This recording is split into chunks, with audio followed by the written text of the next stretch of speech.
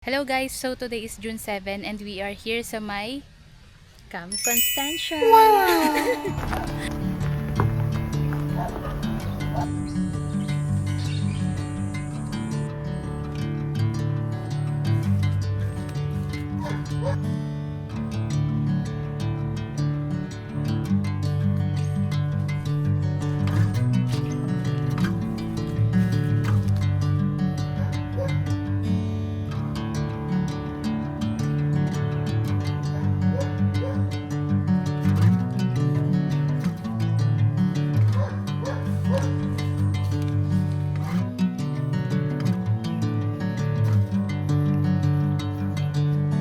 Bring me into golden sunlight.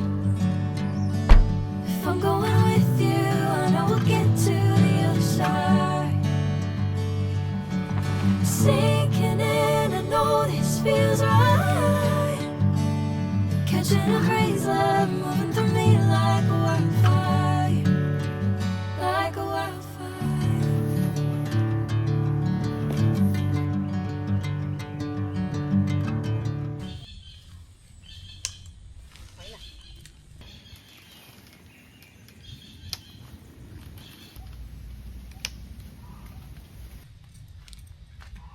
Pakain ko na to.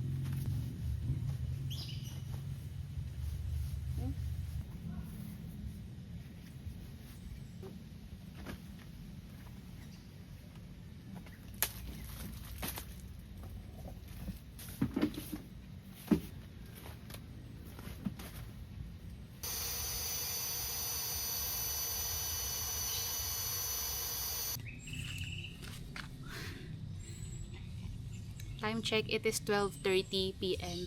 And as you can see, natayo na rin natin yung tent. Tapos, ayan, haggard na tayo ngayon.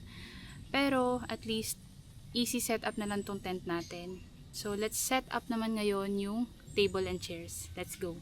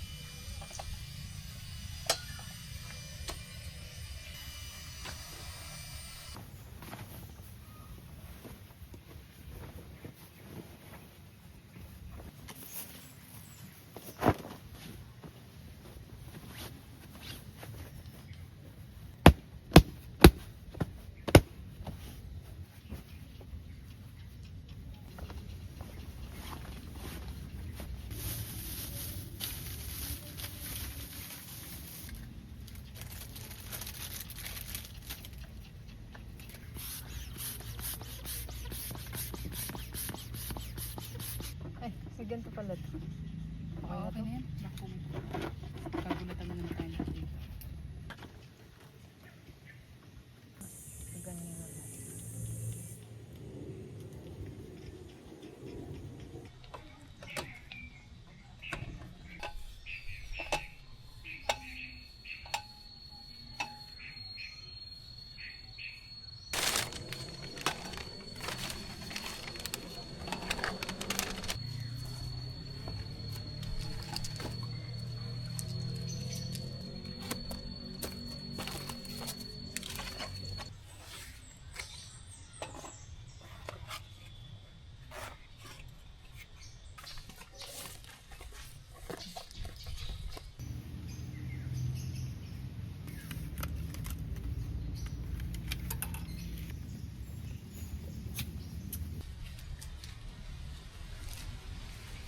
It's Shella's birthday.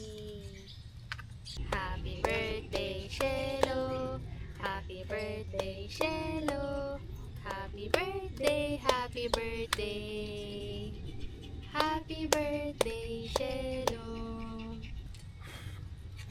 Yay!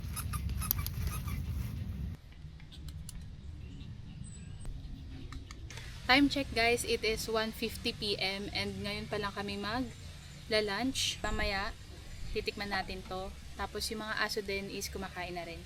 So, let's eat. Tikman natin tong tiramisu cloud na bagong labas ng Red Ribbon. Sarap.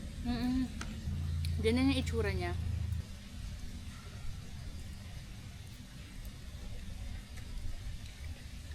Yummy.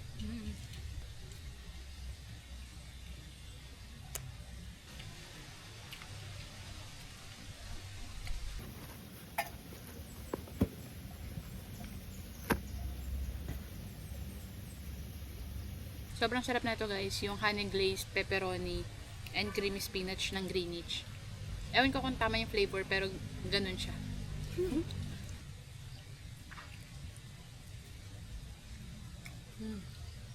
Lately kasi mas nasasarapan ako sa mga pizza ng Greenwich. Tapos ito, 9 inches siya. Ano na siya, 2 peraso, worth 479. Tikman na natin.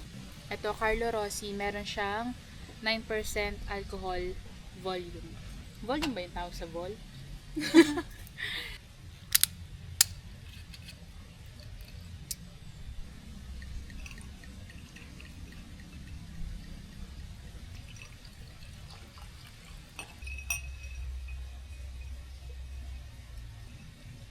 Carry lang. Masarap siya. Carry lang. Oo. Hindi pala siya mapait. True.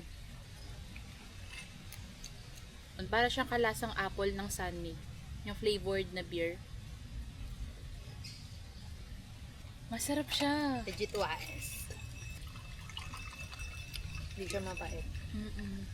Bottom stuff eh. Hindi naman bottoms up.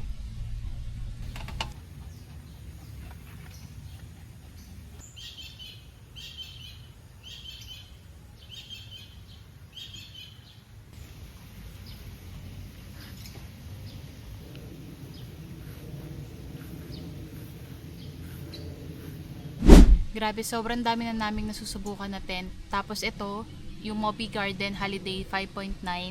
Pangatlong tent na namin to kasi we are looking for something na tent na perfect for us. Especially that we have 2 dogs. Honestly kasi yung Vidalido Punsa na size medium, nung sinubukan namin siya sa may Goat Cliff, tapos sobrang lakas ng ulan that time, pinasok kami sa loob. And I think yung naging downside doon is yung wala siyang flap sa mga sides, and ito meron. Ito yung sinasabi kong flap dun sa may Vidalido Punsan na wala, kasi ganito siya agad. Ganito yung itsura nun. Tapos ayan, pwede mo siyang mapa-stretch out and maglalagay ka lang ng peg dito. This will be an advantage if ever na maulan. So buo, nakapalibot yan, meron siyang flap na ganito, or ewan ko kung anong term yung dapat dyan. Today is June 7 and we are now here sa may Camp Constancia located sa may Indang, Cavite. And dito kami nag-pitch ng tent together with our car. Tour ko muna kayo dito sa may campsite. 350 pesos per pax per night nga pala dito, including na yung pitch and also yung car. Tapos, eto, meron silang pool, which costs 200 pesos per pax.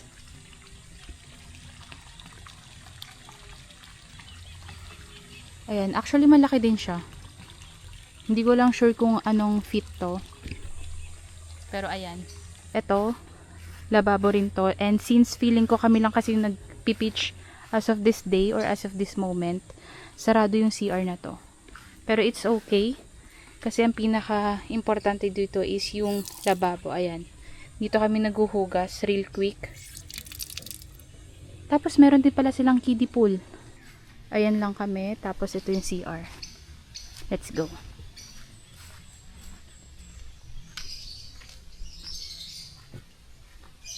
Please use the sleeper inside.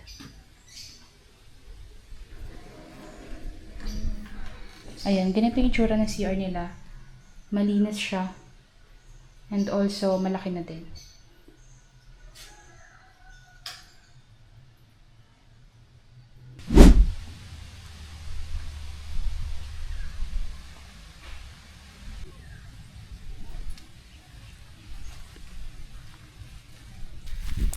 Ayun, as you can see, meron kaming same shirt na pinagawa lang din namin. Wala lang, trip lang namin ipagawa. Ano naman siya, dry fit naman yung tela niya. And I think this will be the best clothing if ever na, ayun, nagsiset up ka. And as you can see, meron tayong bagong lamesa. Tapos, yung Kermit-inspired na upuan natin is ayan pa din. This is the Moby Garden Holiday 5.9. And let's go inside. Here's Chico. And here's the birthday boy, Shello. Ang advantage dito sa may Moby Garden Holiday 5.9, sobrang dami niyang air ventilation. So, this is also an entrance since pwede na i-open. Tapos, meron na siyang screen. And also, the main entrance, which also has a screen. This is the window 1, window 2, and window 3. And we are back sa may airbed. Around 600 pesos lang to. Meron ka ng double size airbed. So, ayan. This is the Moby Garden Holiday 5.9. And we are 5'1" in height. Tapos, ano pa siya? Parang 2 dangkal pa. Or more. Para sa may ceiling. Nakatayo tayo. Tapos, ang good thing dito sa may tent na to, unlike sa may Vida Lido Punsa na medium size, mas gusto namin siya kasi marami siyang hook na pwede mong paglagyan ng ilaw or ng electric fan. Kasi diba dun sa may Vida Lido, meron siyang curtain na nagde-divide from the bedroom and also the living area. So, ito, wala na. Diretso na siya. Isang diretso na siya na ganitong area. Pero, ayun, looking forward kami sa may fan. Hopefully, makabili kami nun. Pero, it's okay kasi, ano naman na, rainy season naman na, and malamig na yung simoy ng hangin. Hello. Pinagubad muna namin kasi init na init siya. Here's Chico the Kulitot. And here's Shello. The birthday boy. 4 years old na.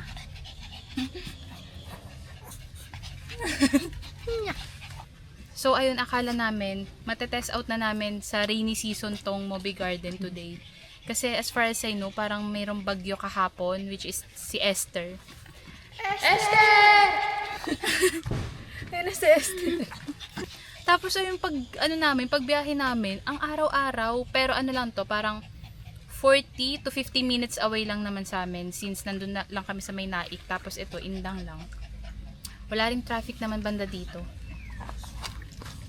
So far, so good tong tent na enjoy ko. Pero hindi pa namin binebenta yung yung isa naming Moby Garden. Kasi if ever man na meron kaming guest or ma-invite, since meron siyang 2 bedroom, tapos 'di ba nasa gitna yung living area niya and also kitchen. So, ayun, pwede kaming meron kaming private room or private area in case na meron kaming ma-invite. Pero so far, so good tong Moby Garden Holiday 5.9. For a family of 4.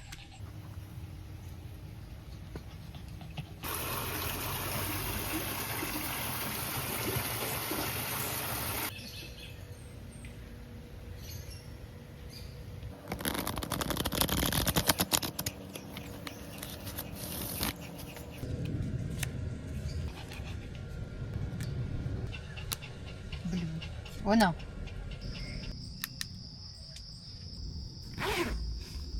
No. Baby, no. Ayan, so ganito yung itsura ng campsite kapag gabi. Tapos ito yung tent namin na wala pang kailaw-ilaw kanina kasi nga nanonood kami. Pero ayan, meron naman tayong ilaw dito. Provided nila yan.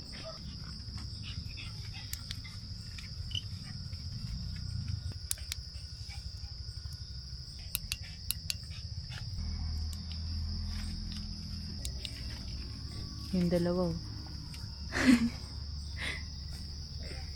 Very simple lang yung setup natin ngayon.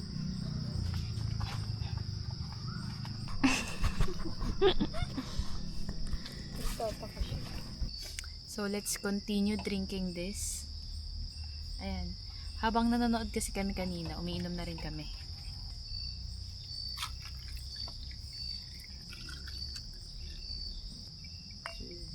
Nag-offer nga pala daw sila dito ng massage and also if ever na gusto niyo mag-bonfire, nasa tapat lang din namin.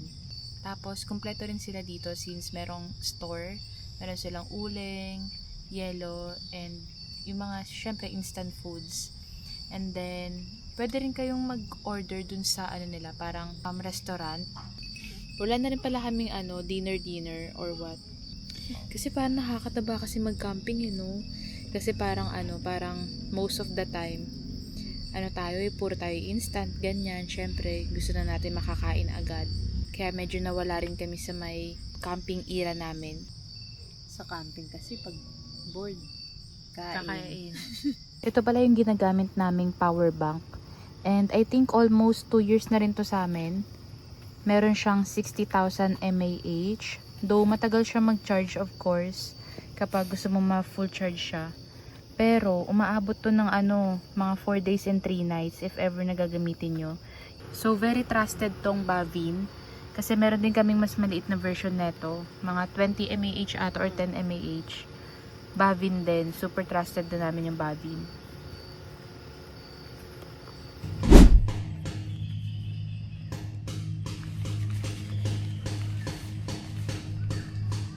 ito, isama mo. Isama mo.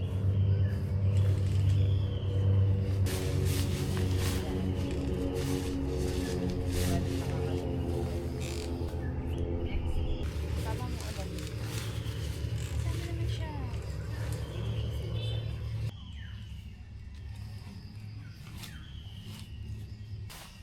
Then,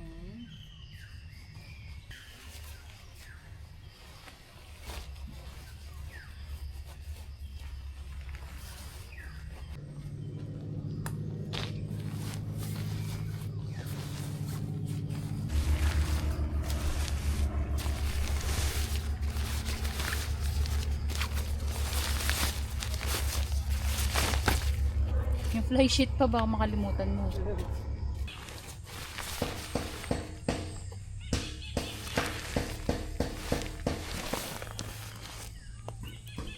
Ay, nakatulog.